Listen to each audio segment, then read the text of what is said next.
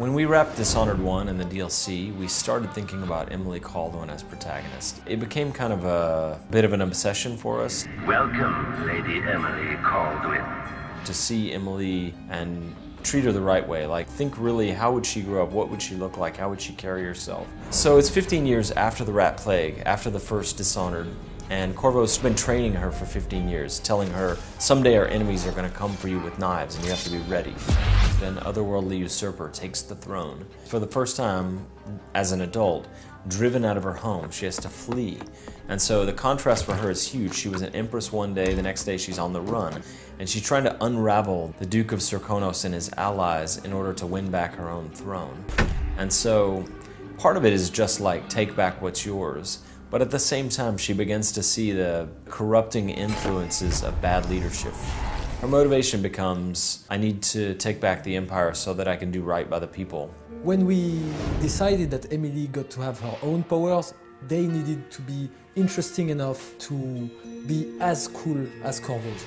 Her mobility power is called Far Reach, where it's more elastic than Blink. It's not so much a short-range teleport as it's almost like a supernatural grapple that allows you to pull yourself through the world. You can slingshot past things. You can grab people and pull them toward you and assassinate them in midair. You can pull objects toward yourself. Far Reach can be upgraded in different ways. Domino, it's that power that allows you to link the fate of characters in the world, and whatever happens to one happens to the other. If you look at her powers, most of them are befitting of an empress. She can link people together so that they share the same fate. She can mesmerize a crowd of people. There you are. I feel so empty right now.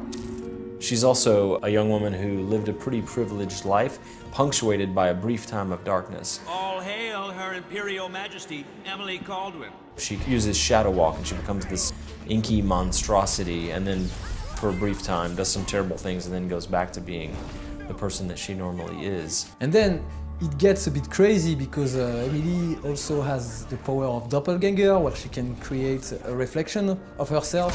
It can be used to distract AI enemies, or it can be upgraded so that it's actually lethal and it can assassinate.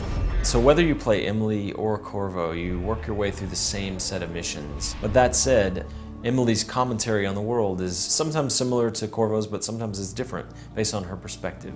I wish I could just run away from all this. Sometimes you do. And one of the underlying themes of the game is that Emily, as Empress, is used to depending on a lot of other people to get what she needs.